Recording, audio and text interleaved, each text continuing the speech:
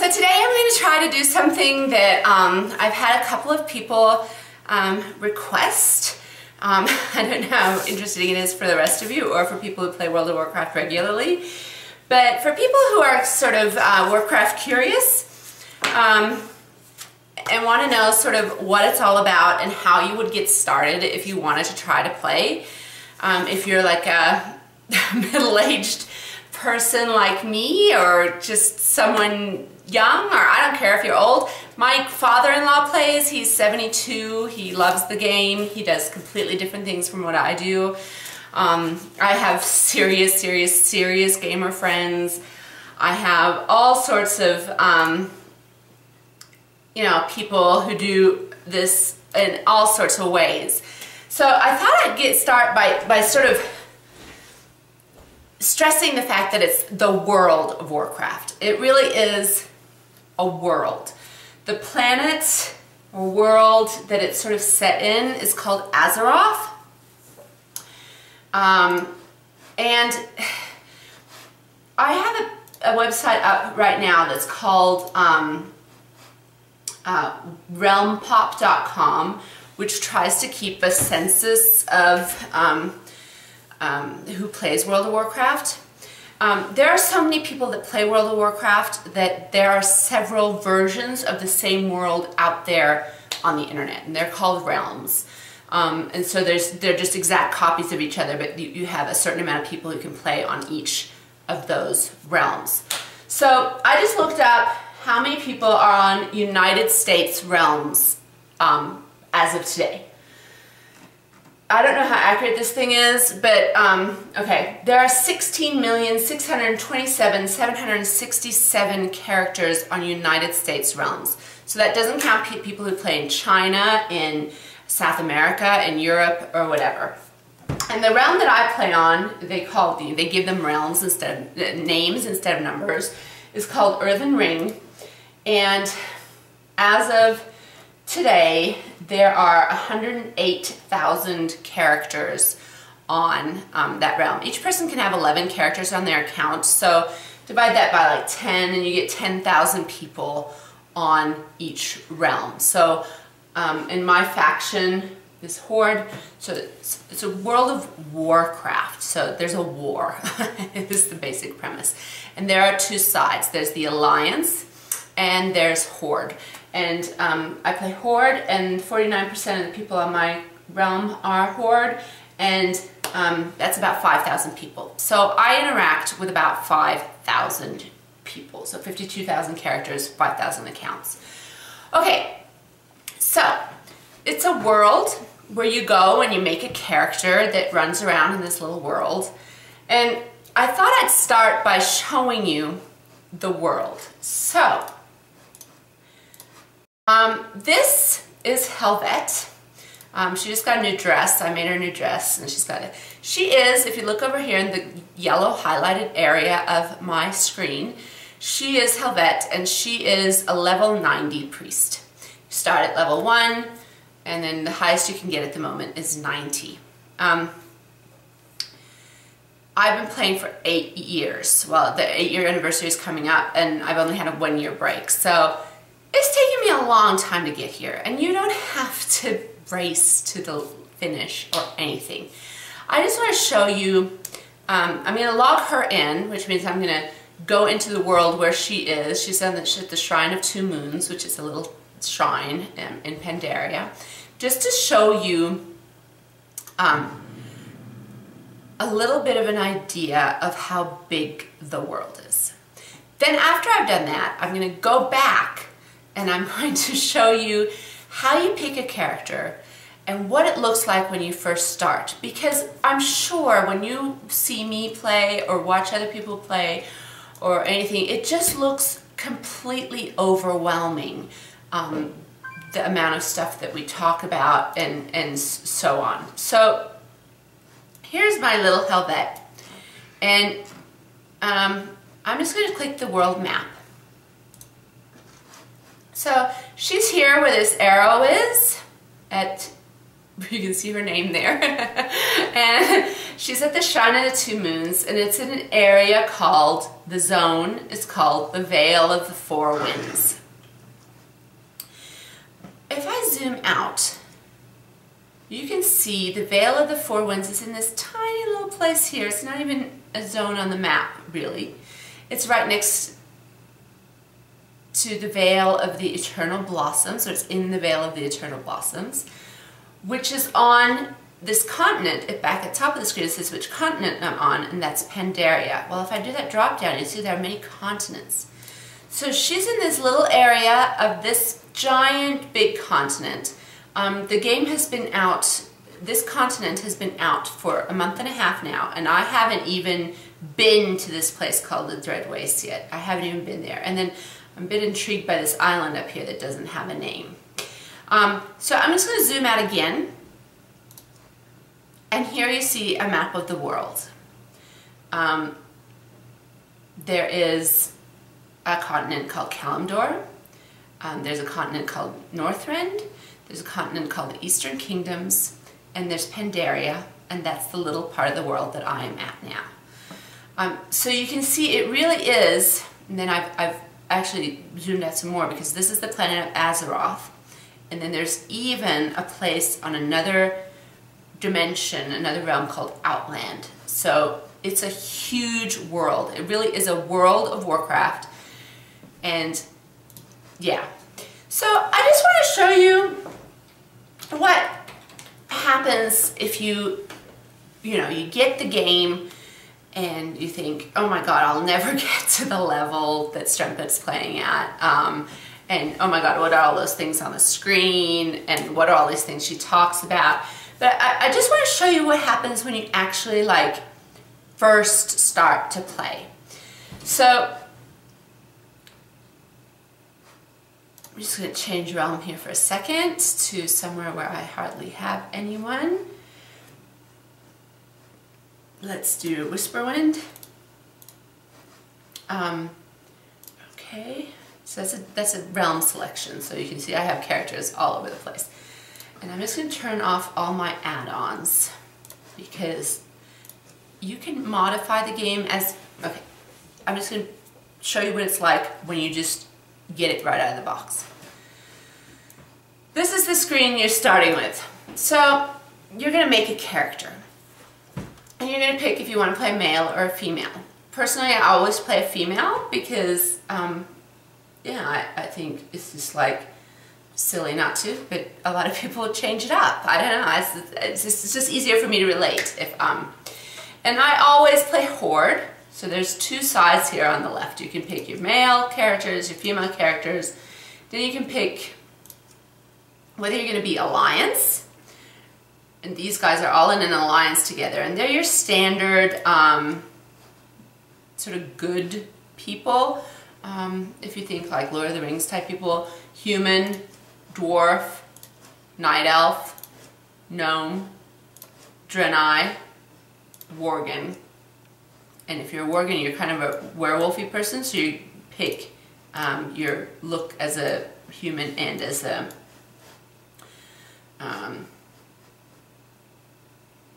wolf. On the Horde side, you can just play an orc, an undead, a tauren, a troll, a blood elf, or a goblin. We're going to play blood elf because that's what I play. And then you need to pick what your class is going to be, and that's over here on the right side of my screen. Warriors,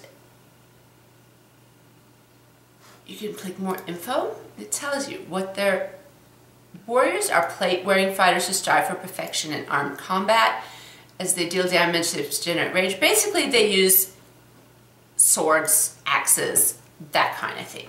So if you want to hit stuff, you pick a warrior. The paladins also hit stuff.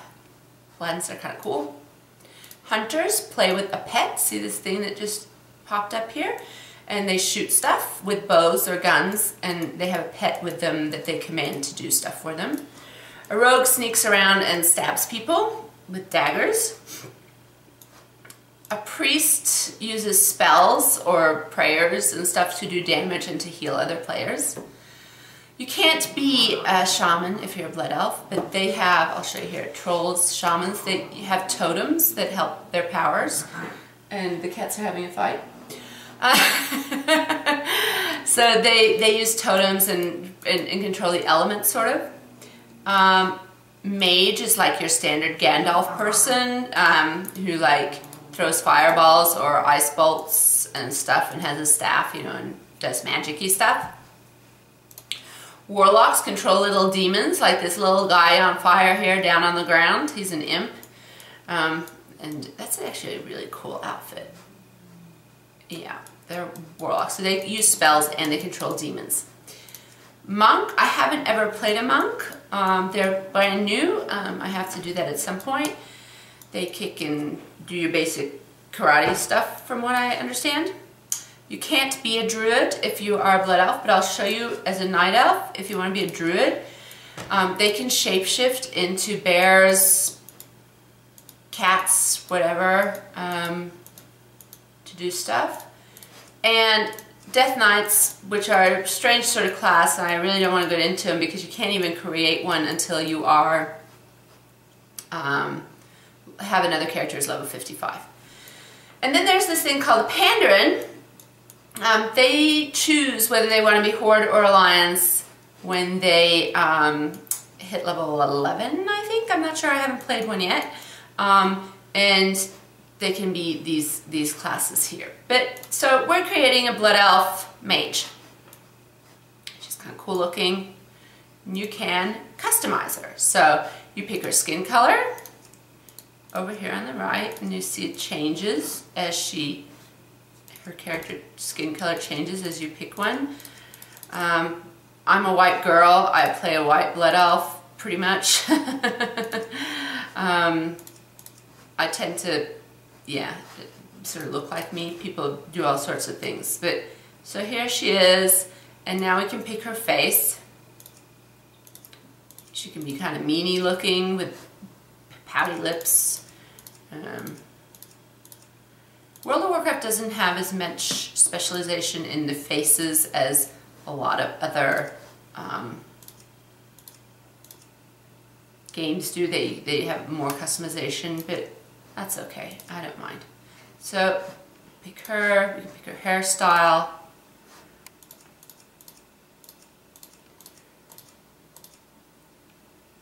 And then we pick her hair color. And her earrings, believe it or not. Give her some hoops. There you go. And then I'm just going to randomize her name. You can pick your own name. So here she is, and we have an option to enter the world.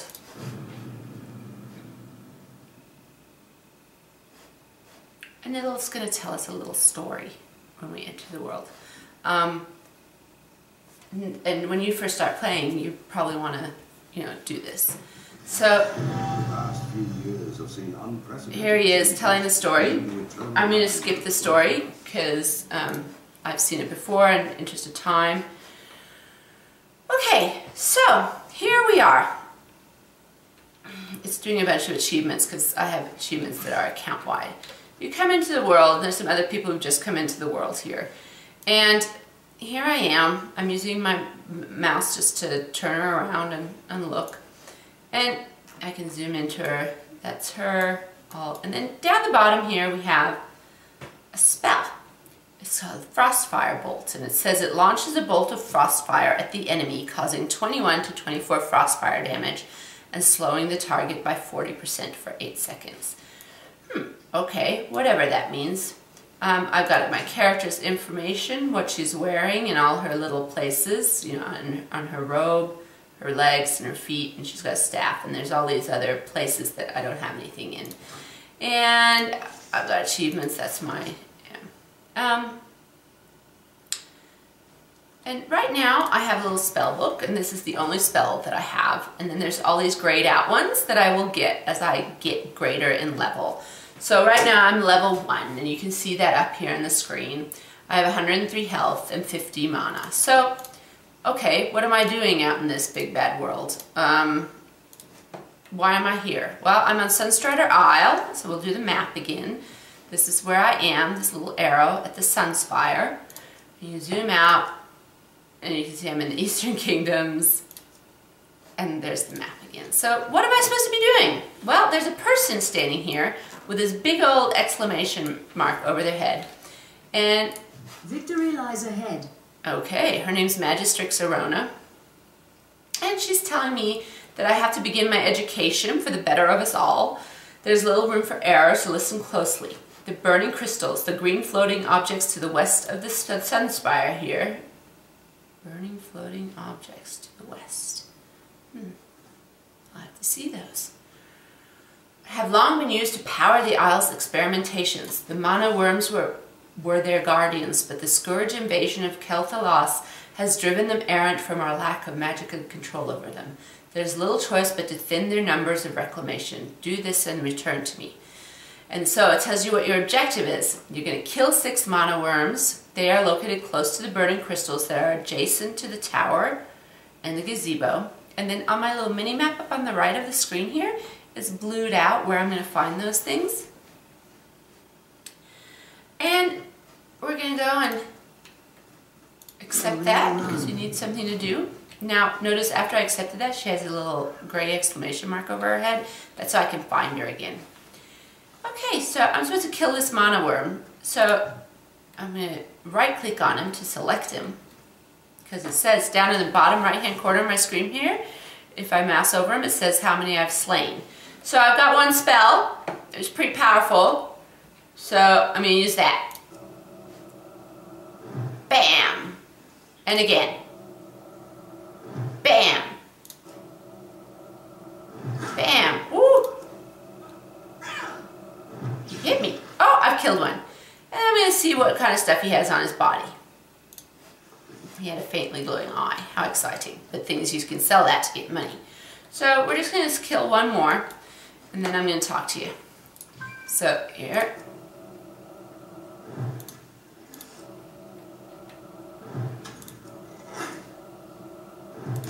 Ooh, he's hitting me. Ah. Oh, got him. Okay. Another faintly glowing eye. Okay. And then I'm just going to look in my bag. It's here. And this is those 2 faintly glowing eyes that I've gotten. So you can see when you start with this tiny little objective that has to do with the tiny little area that you start in. And you get your little objectives and people send you on missions, and as you grow in experience, your objectives have more and more to do with the larger part of the world. And as you level, the game sort of expands, not just in geographic area, but in your powers and meeting friends. See that girl running there? That's another player. That's another player running around. Jumping. I can jump too. And I can dance. There we go. And your scope for meeting other players and deciding what you want to focus on in the World of Warcraft will expand. So you can make stuff and sell to other players on the auction house, which is kind of like a big eBay for all the people on your realm. You can group up with other players and defeat really big bosses if that's what you want to do. You can just hang out and make stuff or collect herbs or mine to make stuff or to sell stuff. Or you can do these quests that the characters on that person, like the Magistrix who gave me this assignment, tell you to do. And you get more skills as you grow up, and you get to customize. It tells me on the map where those mana worms that I'm supposed to kill are. And you get professions, and you can collect pets. Because this girl is part of my account, she actually has all these pets that my other characters have. So you can like collect pets to have at your side, like this little bat. They don't do any combat, but they're neat to collect, and you can have lots of them and name them and stuff. And yeah, so that's a sort of really rough little introduction. It's actually longer than I had intended it to be, but it's a really rough introduction on what sort of things are what you could expect to find if you were to pick up the game, and what kind of things you would be doing. So you can spend, 10 minutes doing a little assignment every day, or, you can spend 3 hours on a weekend doing quite a few assignments. And pretty soon, 8 years have gone by, and you have level 90 characters. So I hope that was sort of a brief introduction into what the game actually is. I hope, next week I'm probably going to do something on pet battles, or maybe what I've been doing in WoW. I haven't sort of decided. But back to sort of a more what I'm up to in World of Warcraft, and not more of a tutorial, unless I get requests for more. So hope that was informative. Have fun, and I will talk to you later. Thanks so much for watching. Bye!